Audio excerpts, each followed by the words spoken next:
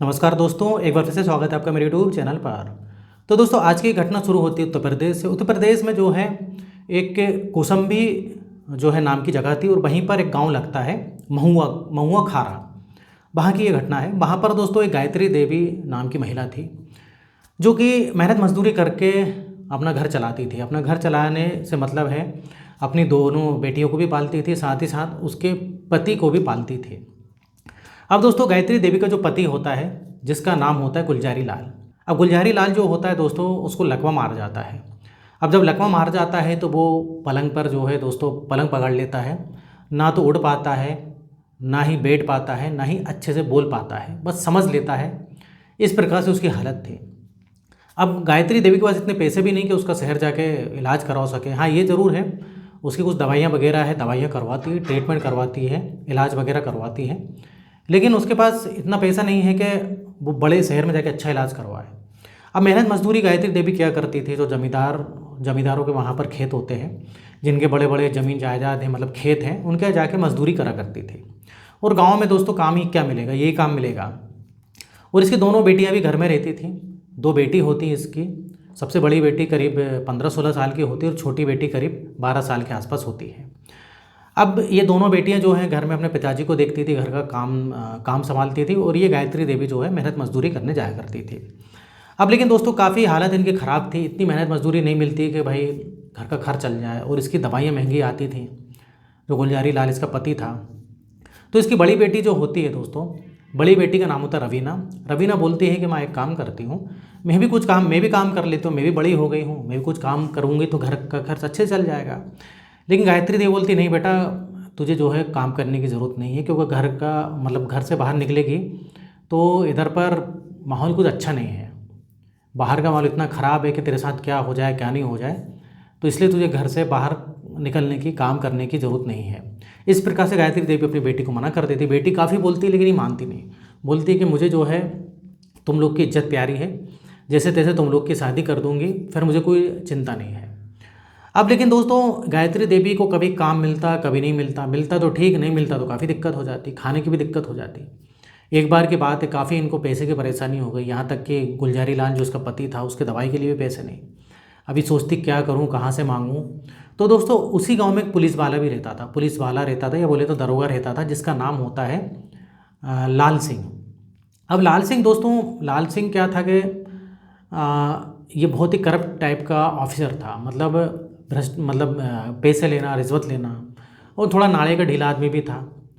इस प्रकार से लाल सिंह की आदत थी। तो लाल सिंह को जो है जब इस प्रकार से जब अति कर देता है तो उसको जो है निकाल देते नौकरी से।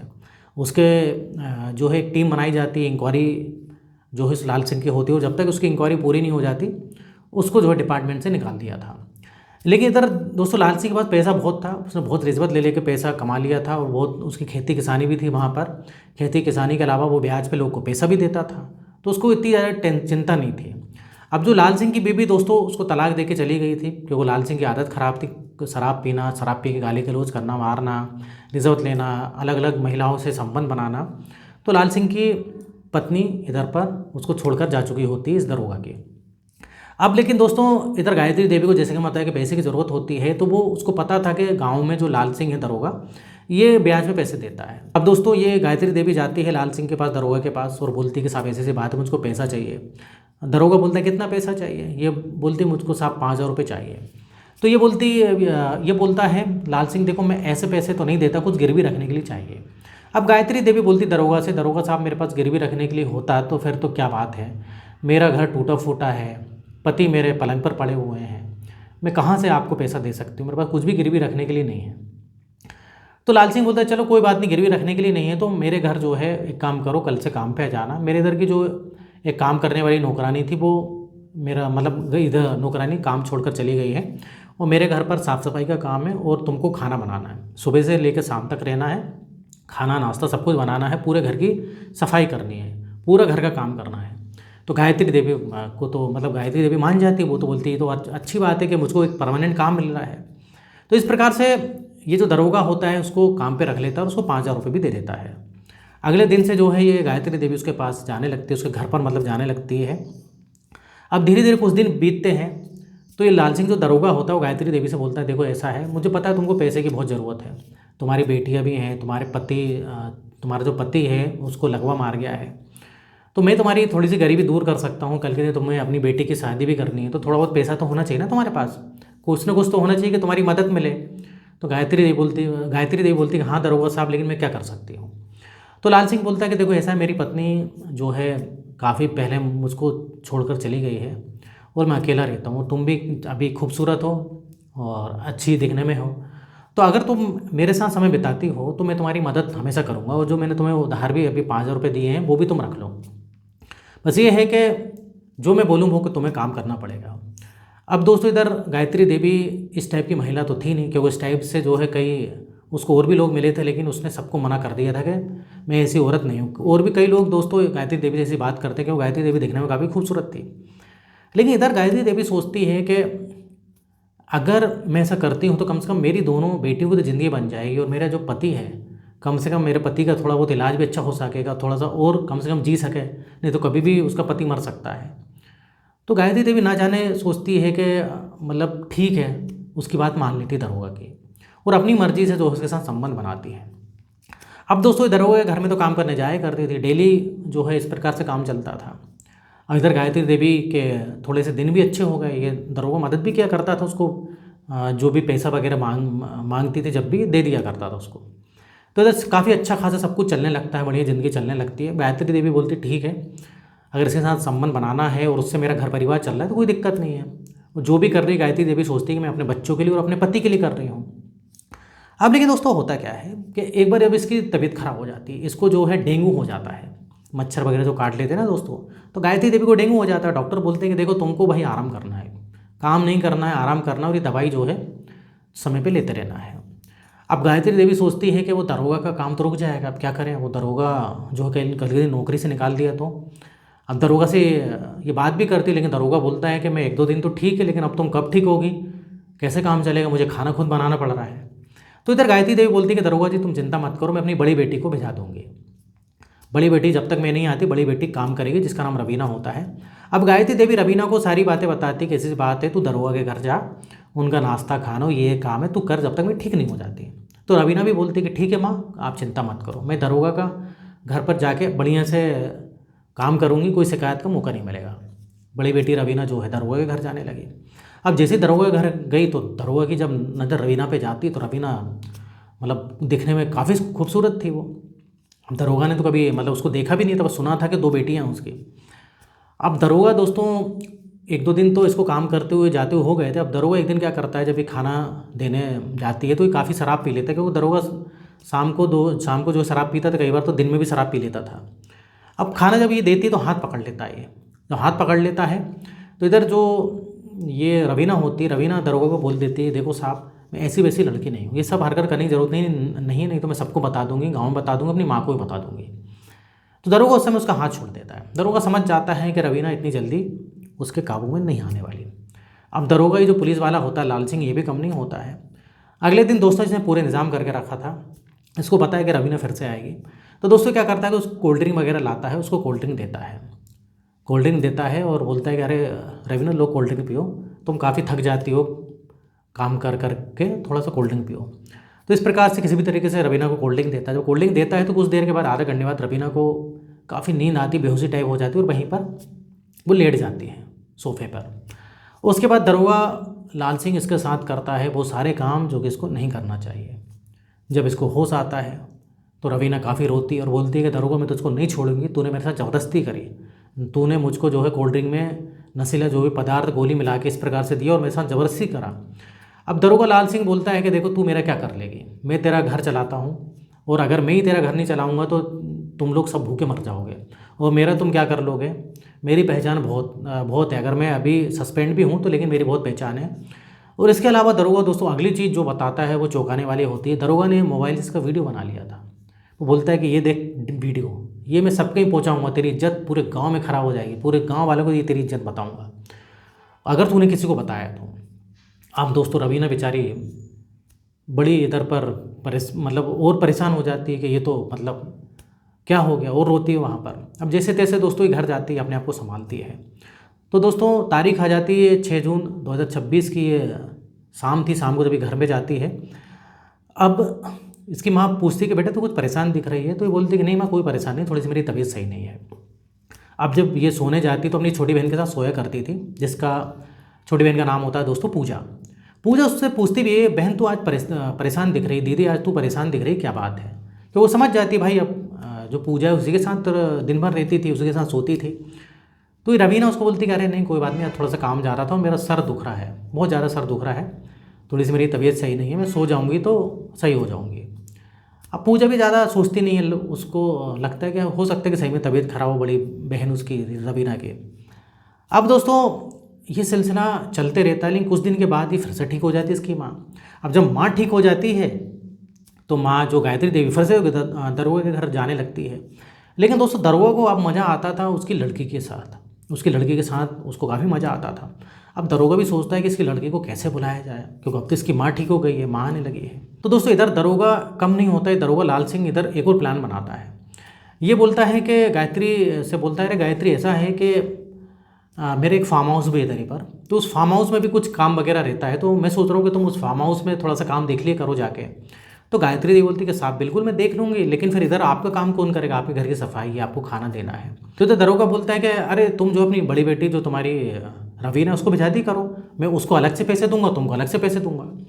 अब गायत्री देवी दोस्तों खुश हो जाती, गायत्री देवी बोलती कि अरे ये तो अच्छा है, ठीक है कोई बात नहीं, मैं उधर पर देख लूँगी, और ये दरोगे घर तो कोई ज़्यादा काम भी नहीं रहता है, और घर की चारदीवारी के अंदर भी काम है। तो इधर गायत्री देवी ज़्यादा सोच विचार नहीं करती है, बोलती कि चलो ठीक है दरोगा की बात माननी पड़ेगी, क्योंकि दरोगा की वजह से इनके घर की हालत अच्छी चल रही है, अच्छे खासे मतलब पैसे मिलने, मतलब पहले से गरीबी से तो थोड़ा सा इनको आराम मिला कम से कम मतलब। तो इधर दोस्तों ऐसे ही होता है, रवीना को बोलती तो रवीना दोस्तों इधर पहले तो मना करती कि अरे माँ मैं नहीं करूँगी। तो ये गायत्री देवी बोलती है, अरे तू क्यों मना कर रही है, तुझे उधर काम ही क्या है, अभी तू करके तो आइए काम उधर, बढ़िया तुझे 2 वक्त का खाना भी मिल जाता है और अलग से पैसा ही मिलेगा। तो किसी प्रकार से दोस्तों रवीना को मना लेती है। अब रवीना दोस्तों दरोगा घर काम करने लगी और गायत्री देवी को ही अपने फार्म हाउस में भेजा देता है। अब दोस्तों दोनों माँ बेटी के साथ ही गलत काम करता था, माँ के साथ कभी करना हो तो फार्म हाउस चले जाता था, बाकी ये बेटी के साथ तो उसको मज़ा आता ही था। अब लेकिन दोस्तों इधर अब रवीना भी कुछ नहीं बोलती, और रवीना को दोस्तों ये बता देता है ये दरोगा कि तुम्हारी माँ के साथ भी मैं वक्त बिता चुका हूँ, तभी तुम्हारी ये हालत जो है सही चल रही घर की, तो इसलिए कोई दिक्कत नहीं है, और तेरी भी शादी हो जाएगी अगर तू मेरे साथ समय बिताएगी और मेरे साथ जो भी मैं बोलूँगा वो करेगी, तो तेरी भी अच्छी जगह शादी हो जाएगी, मैं पैसा दूंगा तुझे। अब बेचारी रवीना भी दोस्तों अब आदी हो गई थी, रवीना भी कुछ नहीं बोलती है। लेकिन एक दिन की बात है दोस्तों, इसकी रवीना की काफ़ी तबीयत खराब होती, शाम का वक्त था। अब जब रवीना की तबीयत खराब होती तो गायत्री देवी भी थी, इसकी बेटी पूजा भी थी। अब इधर ही चक्कर खा के गिर गई। अब जब चक्कर खा के गिरती है तो तुरंत जो है ये पास ही में एक सरकारी जो है अस्पताल होता है वहाँ पर ले जाती है। अब वहाँ पर ले जाती है, जब टेस्ट वगैरह चेकअप होता है तो पता लगता है, डॉक्टर बताते हैं कि रवीना प्रेग्नेंट है, गर्भवती है ये तो। अब जब ये बात सामने निकल कर आती है तो सबसे पहले तो गायत्री घर ले जाती है, घर ले जाके काफ़ी पिटाई करती है अपनी बड़ी लड़की रवीना की। और ये गायत्री बोलती है कि देख तुझको तूने मुंह काला करा लिया। तो इधर गायत्री देवी बोलती है मैंने तुझको घर से बाहर नहीं निकलने दिया, इसलिए नहीं निकलने दिया कि कल के दिन तू मुंह काला ना करवा ले, और तुझको थोड़ा सा मैंने दरोगे घर काम करने के लिए जाने दिया तो तूने मुंह काला करवा लिया, कहाँ मुंह काला करवा क्या है, इस प्रकार से उसको डांटती है और मारती है। अब रवीना दोस्तों काफ़ी रोती है, और रोने के बाद बताती है कि माँ तुमने जहाँ मुँह काला कराया मैंने भी वहीं मुँह काला कराया। इस प्रकार से रवीना का जवाब होता है। अब गायत्री देवी को देर ही नहीं लगता दोस्तों समझने में, गायत्री देवी समझ जाती है कि ये पुलिस वाला दरोगा ही है लाल सिंह। अब ये पुलिस वाला दरोगा ही है, तो ये पूछती गायत्री देवी कौन, लाल सिंह ने तेरे साथ ऐसा किया। तो ये रवीना सारी सच्चाई बताती है कि उसने पहले मेरे साथ ऐसा कोशिश की थी, लेकिन मैंने मना करा, तो अगले दिन उसने कोल्ड ड्रिंक में मिला के ऐसा किया मेरे साथ, और मेरा वीडियो भी बना लिया उसने, और बोला है कि मैं तुमको अगर तुमने किसी को बताया तो तुम सोच लेना तुम्हारे साथ अच्छा नहीं होगा, और वीडियो अलग मैं सब में बता दूंगा। अब दोस्तों इधर गायत्री देवी सबसे पहले तो माफ़ी मांगती, मेरे से गलती हो गई, और गलती मेरी थी जो कि मैंने दरोगा के साथ जो है ये सब करने के लिए तैयार हुई, और उसने मेरे साथ तो किया, मैंने तुम लोग के खातिर किया था, लेकिन मुझे ही नहीं पता था कि दरोगा तुम्हारे साथ भी ऐसा कर सकता है। तो बेटी मेरी सबसे बड़ी गलती ये हो गई, मुझे माफ़ कर दे। लेकिन दरोगा ने जो तेरे साथ किया है, तेरे साथ ज़बरदस्ती किया उसने, वो तेरी वीडियो बना ली है, नशीला पदार्थ मिला के कोल्ड ड्रिंक में जो दिया है, ये ज़बरदस्ती हुआ, तो इसको हम छोड़ेंगे नहीं। उतने में दोस्तों पूजा भी थी, इसकी जो छोटी लड़की पूजा थी उसको भी काफ़ी गुस्सा आती है। वो बोलती है कि माँ इसको छोड़ना नहीं है, इसने मेरी बहन बड़ी दीदी की जो है ज़िंदगी बर्बाद करी है, वो तुम्हारी भी करी है। अब गायत्री देवी दोस्तों इधर प्लान बनाती है। गायत्री देवी बोलती है कि बेटा ऐसा है, कल मैं जो है दरोगा के पास जाऊँगी और तुम लोग जो है शाम को इतने इतने वक्त दोनों आ जाना। ये लोग तीनों मिलकर प्लान बनाते हैं। अब दोस्तों गायत्री देवी शाम को जो है दरोगा के पास जाती है, मतलब शाम को क्या, वो तो मतलब काम करने जाती थी शाम को, लेकिन इसको शराब पिलाती है। शाम को वैसे ही पिया करता था, वो शराब पिलाती है। अब गायत्री देवी से दरोगा लाल सिंह बोलता है क्या बात है गायत्री देवी, आज तो तुम अपने हाथों से शराब पिला रही हो। तो गायत्री देवी बोलती है कि अरे साहब, आज तुम्हारे लिए बहुत बड़ी सरप्राइज़ है, आज तुम शराब पियो और अभी देख के तुम थोड़ी देर बाद जो सरप्राइज़ मैं दूंगी तुम खुश हो जाओगे। अब ये दरोगा बोलते हैं ऐसी कौन सी भाई सरप्राइज़, ऐसा कौन सा तोहफा है। थोड़ी देर के बाद दोस्तों इनकी दोनों बेटियाँ आ जाती हैं। अब जब दोनों बेटी आती हैं तो ये दरोगा हैरान हो जाता है, बोलता है कि अरे आज तो क्या बात है, ये बड़ी बेटी रवीना आई और ये तेरी छोटी बेटी भी आई, तेरी छोटी बेटी भी काफ़ी खूबसूरत है, एकदम तेरे पे गई है। इस प्रकार से बात कर रहा है दरोगा।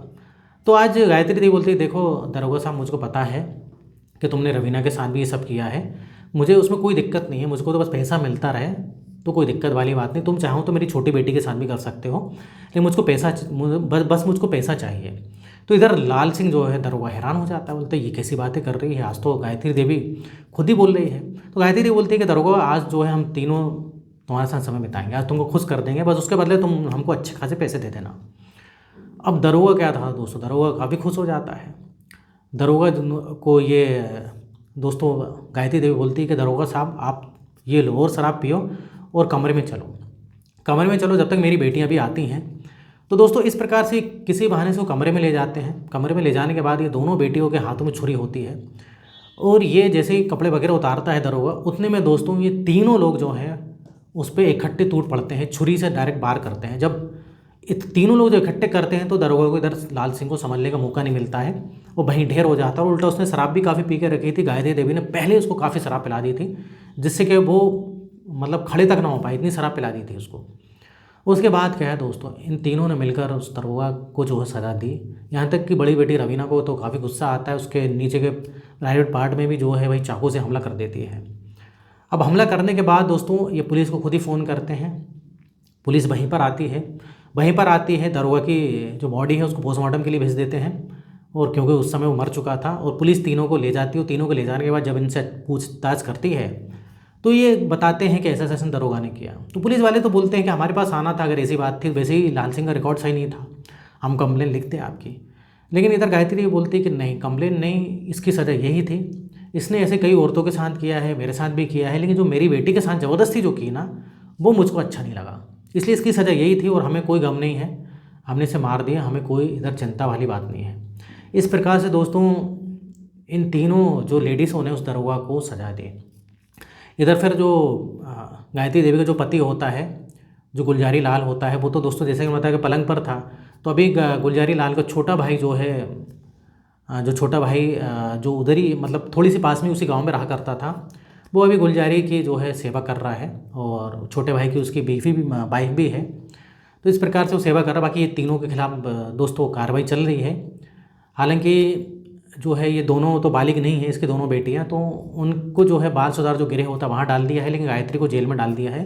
गायत्री देवी तो बालिग थी। तो पूरे गांव वाले हैरान हो गए दोस्तों कि कैसे उसने जो है सजा दी। कई गांव वाले बोलते हैं कि इस लाल सिंह दरोगा के साथ सही हुआ, इसने कई जो बेटियां हैं बहू बेटियों के साथ ऐसा किया है, कईयों के साथ ज़बरदस्ती किया, जो बात नहीं मानता था तो उनके साथ ऐसा करता था, और कईयों को जब पैसे दोस्तों उधार देता था और जो पैसे वापस नहीं करते थे तो उनकी बहू बेटियों के साथ ऐसा ये दरोगा करता था। तो कई गाँव वाले बोलते हैं कि सही किया इन तीनों जो है भाई माँ बेटियों ने। तो आप बताइए दोस्तों ने सही किया कि नहीं, या तो पुलिस के पास कंप्लेन लिखवाना था। तो इधर होता है दोस्तों वीडियो खत्म। वीडियो पसंद है वीडियो को लाइक करिए, इस तरह से वीडियो बनाते रहता हूँ मैं। अगर आपने अभी तक चैनल को सब्सक्राइब नहीं किया है तो चैनल को सब्सक्राइब कर लें। तो फिर मिलेंगे नेक्स्ट वीडियो में, और यहाँ तक वीडियो देखने के लिए, बने रहने के लिए आपका बहुत बहुत धन्यवाद।